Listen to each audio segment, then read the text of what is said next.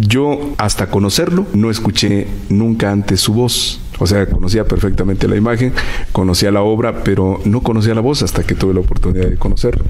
Entonces, yo creo que necesitamos aquí hacer un documento radiofónico de todo lo que es una pequeña semblanza del maestro Rubén Fuentes. Maestro, gracias por recibirnos. Pues no se había perdido de nada porque no soy muy afecto a hablar, pero en este caso, y tratándose de lo que se trata, lo hago con mucho gusto.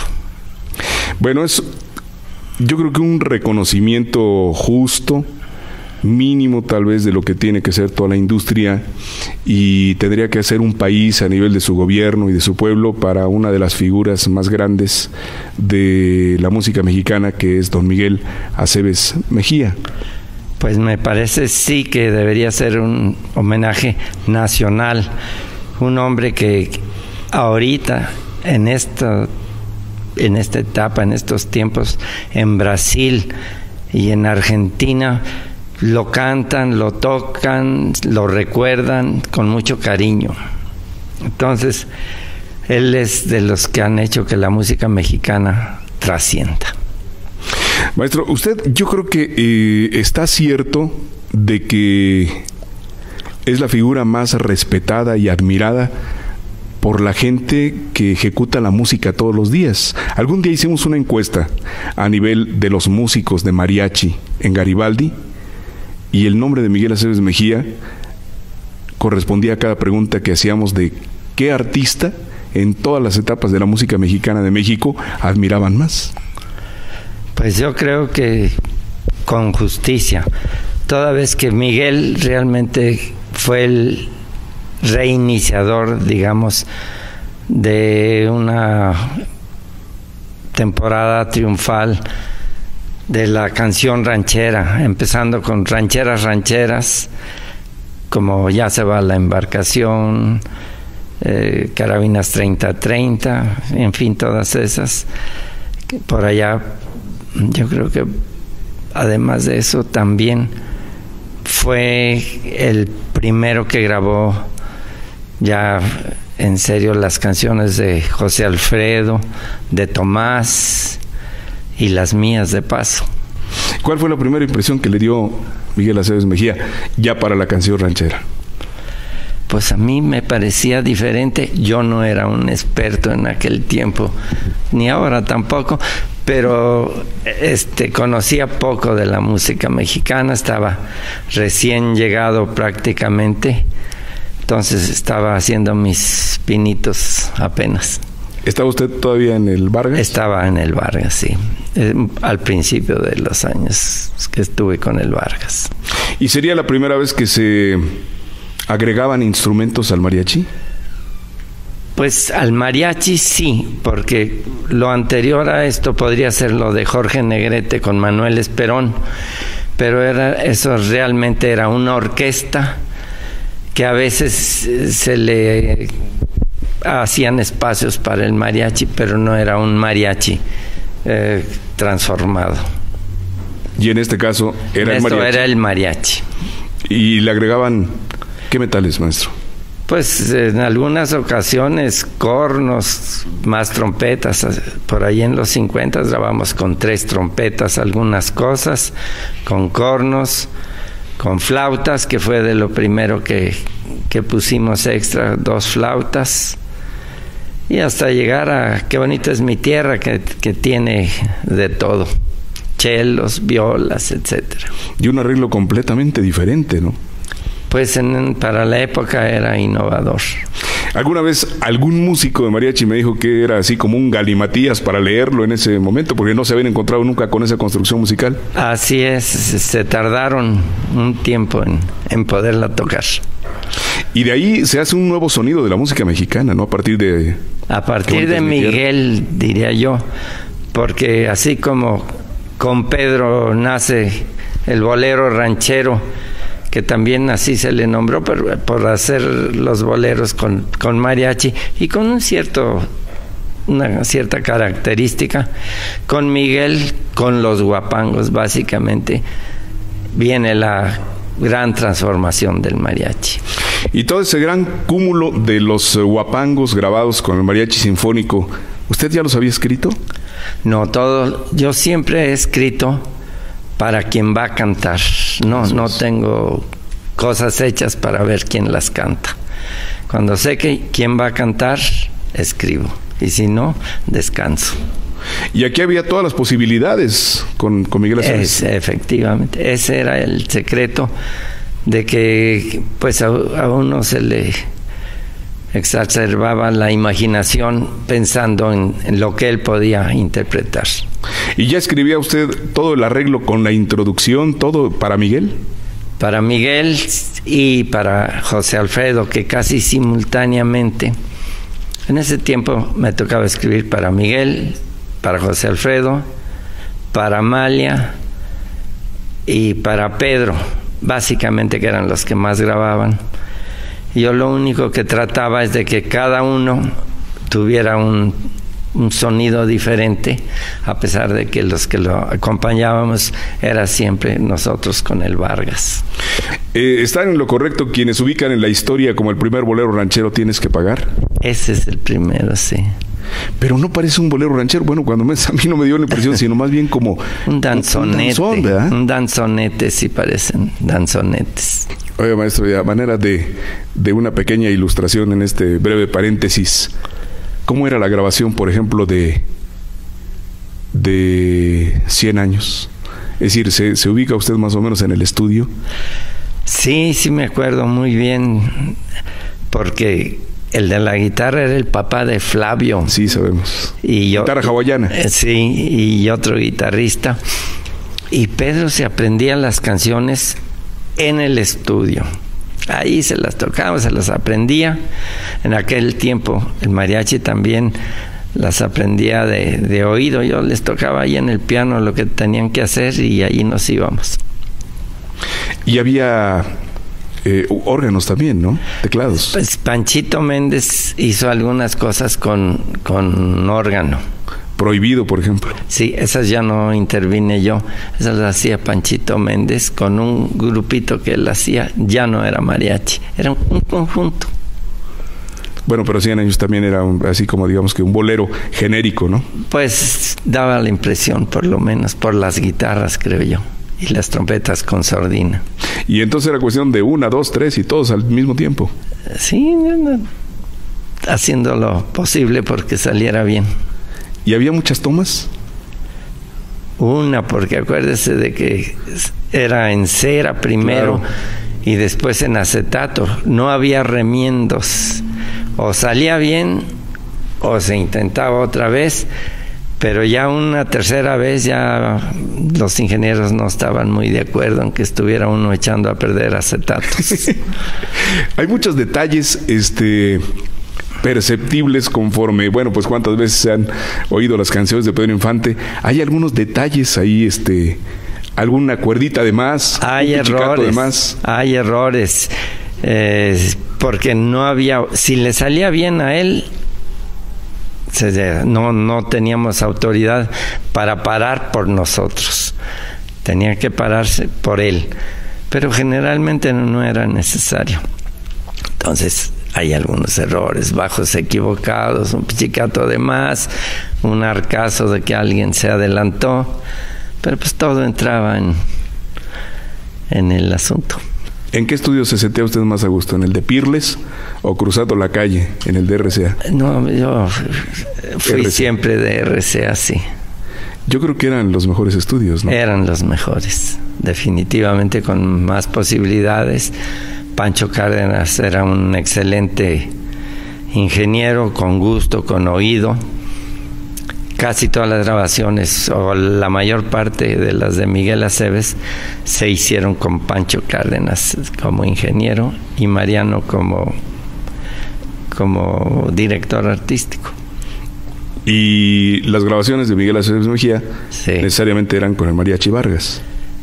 Pues no necesariamente. ¿O era la selección nacional? Éramos nosotros casi siempre reforzados o algo. Quizá alguna vez dejamos de hacer 2 o 3 por alguna friccioncilla entre Miguel y yo.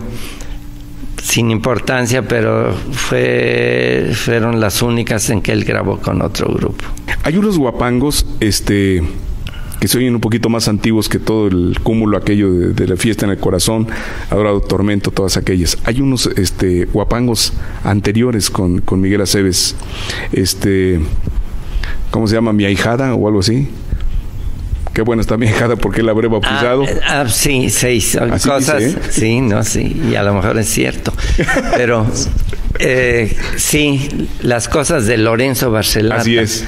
Esas se conservaron más o menos originales, como las había hecho, que eran pues un poco más simplistas, menos complicadas armónicamente.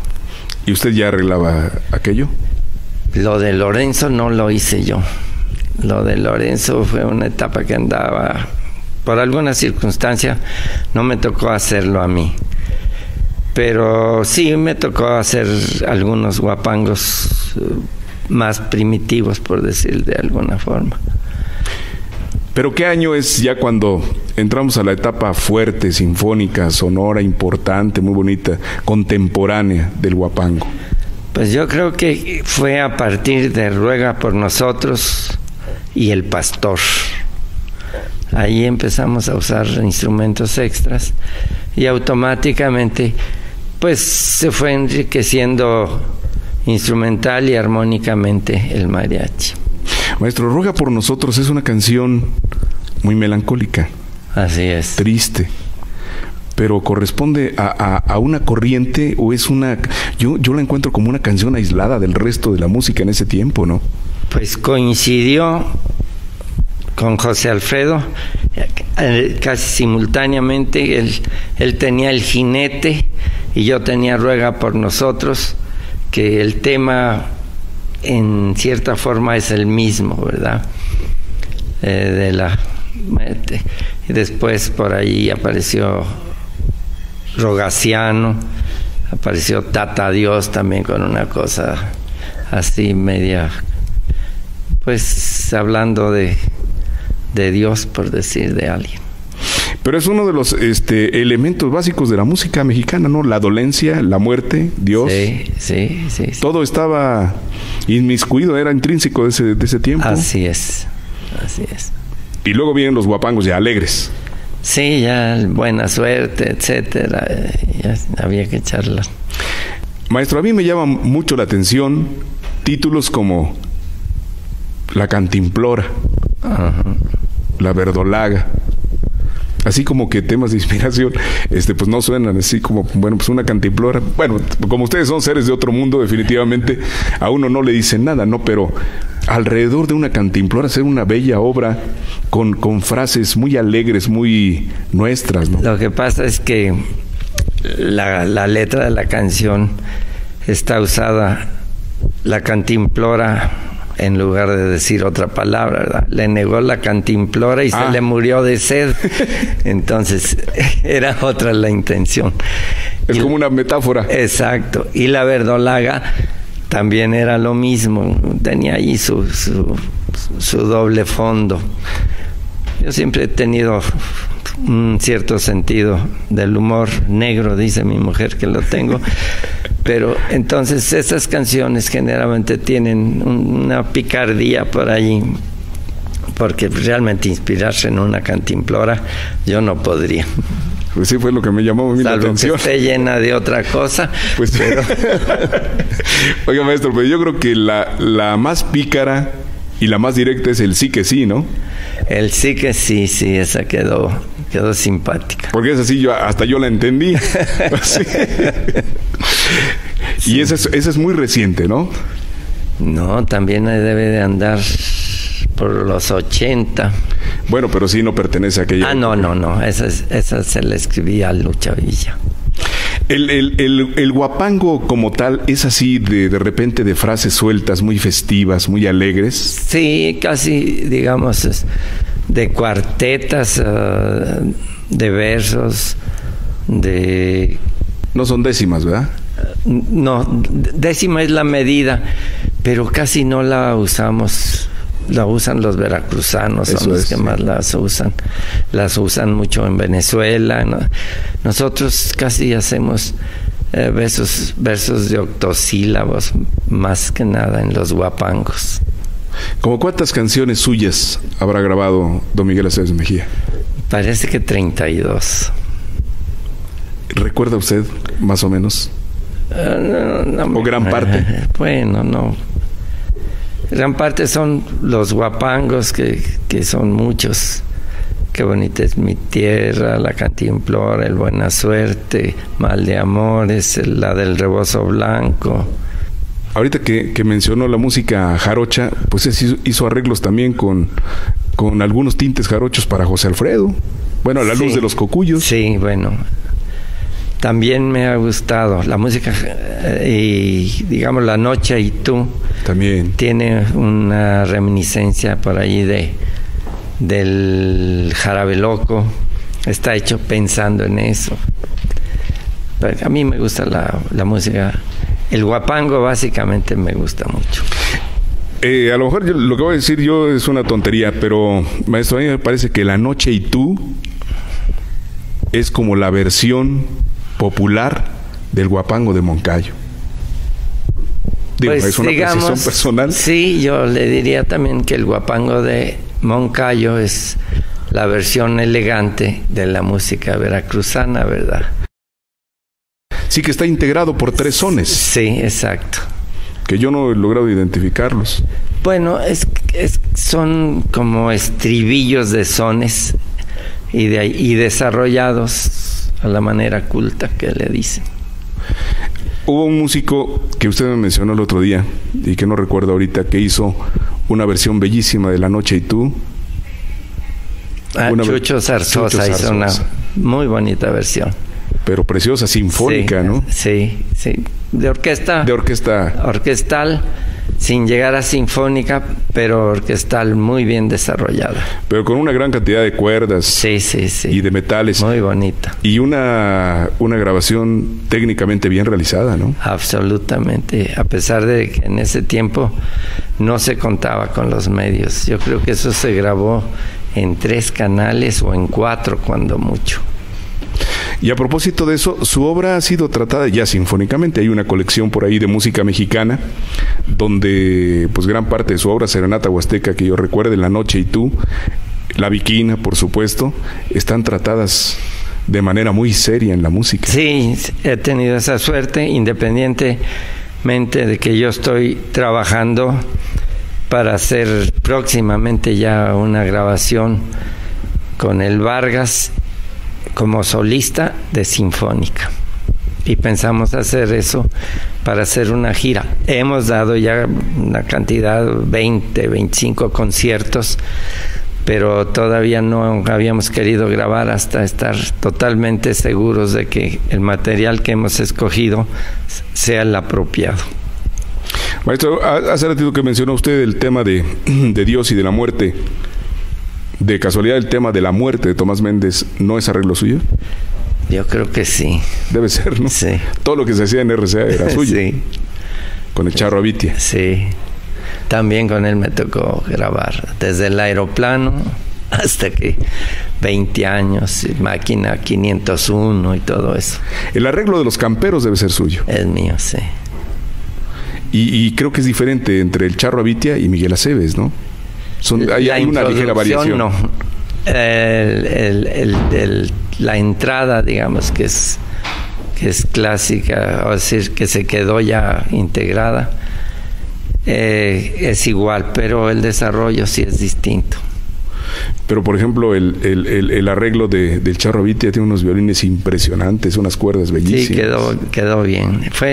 Fue primero el de Avitia y después el de Miguel. Entonces, ¿escribía usted para los discos o escribía canciones para las películas que luego resultaban éxitos discográficos? Pues yo escribía para los cantantes. Eso y es. los cantantes o las grababan en el disco o la grababan en la película. Y siempre resultaban éxitos. Pues tuve suerte. Lo que pasa es que eran complementos muy importantes. Las películas eran, como usted dijo, un vehículo de promoción increíble, ¿no? Sí. Y las rocolas, entonces. Bueno, esta era fundamental, les hacían la labor que ahora hacen las estaciones de radio. Así es. ¿Verdad? Había mucho apego a las rocolas, ¿no? Sí, sí, sí. La gente sí se reunía ciertamente en un sitio donde hubiera rocolas para hacerse un concierto personal. Claro, hasta recomendaban, mira, vamos a tal parte porque la rocola tiene mejor repertorio. Y hubo un tiempo en que salieron rocolas novedosas cada una porque ya tenían hasta 100 discos o una cosa así. Cuando el disco de 45 fue cuando el auge de las rocolas, ¿verdad? Cuando los discos de 45 se vendían por sí solos. Sí, o sea, sí. Como ahora se venden los discos CDs, compactos, ¿no? Sí. Pero se vendía con 2 canciones. Sí, 2 canciones y después con 4. Con 4, el extended play. Así es. Y fue, por ejemplo, deliberado el arreglo de Qué bonita es mi tierra. Es decir, ¿buscó usted un nuevo sonido diferente? Eso tiene una pequeña anécdota de que yo iba a mi pueblo por allá en los años 50, cuando todavía estaba en Mariachi, y me reclamaban que porque yo escribía Eufemia, escribía esto y lo otro, y que nunca le escribía a mi tierra, a Zapotlán, que es... Y un día que no estaba muy de buenas y se ofrecía que iba a grabar Miguel, y pues ahora voy a escribir una que no la puedan tocar. Y así nació Qué bonita es mi tierra. Zapotlán el Grande. Zapotlán el Grande. Usted paisano de quien apenas ayer cumplió 80 años. ¿Quién? El maestro Arreola. Ah, Juan José, sí. Fue mi profesor de literatura. ¿Ah, sí? Sí. Oiga, pues puras personalidades de Ciudad Guzmán. Pues nos va bien el aire del pueblo. Consuelito Velázquez. Consuelo. ¿Quién más podemos...? Rolón, Orozco. Así como nada más, para que le vayamos tanteando Sí. el agua a los camotes. ¿Será Jalisco la tierra más generosa en inspirados mexicanos? Pues yo no lo diría, aunque sí ha dado muchas gentes con gran inspiración. Vaya, por ahí Pepe Guizar, Curiel, Gabriel Ruiz, etcétera. Pero luego tenemos a los hermanos Domínguez por allá de Chiapas. Tenemos a José Alfredo de Guanajuato, tenemos a Tomás de Zacatecas, a Cuco de Tamaulipas, en fin, donde quiera se cuecen habas, ¿verdad? ¿Qué tiempo usted estuvo en el Mariachi Vargas, maestro? Digamos... Yo creo que estoy. Bueno, sí, me refiero a músico activo. Músico activo estuve 9 años. De 44 a 53, una cosa así. ¿Y cuáles serían los principales detalles del aspecto físico o de la presentación de un mariachi, maestro?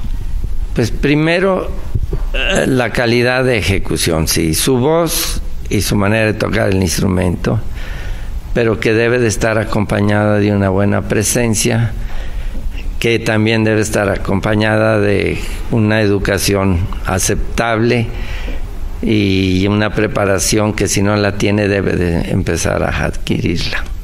Y que no debe haber ni un atril delante del mariachi. Pues eso, soy enemigo de eso. Yo creo que las cosas se aumentan, pero por ahí me dijeron que sin atriles, sin lentes y sin, pues creo que sin prominencias abdominales, ¿no? Si es posible, sí. Esa era parte de las exigencias. Ya no puedo hacerlo porque ya todos empezamos a engordar un poco, entonces ya mejor me callo. Maestro, muchísimas gracias por esta entrevista y sobre todo por los conceptos vertidos para don Miguel Aceves Mejía, que es el homenajeado de hoy. Muchas gracias a ustedes y tienen que perdonarme todas las fallas.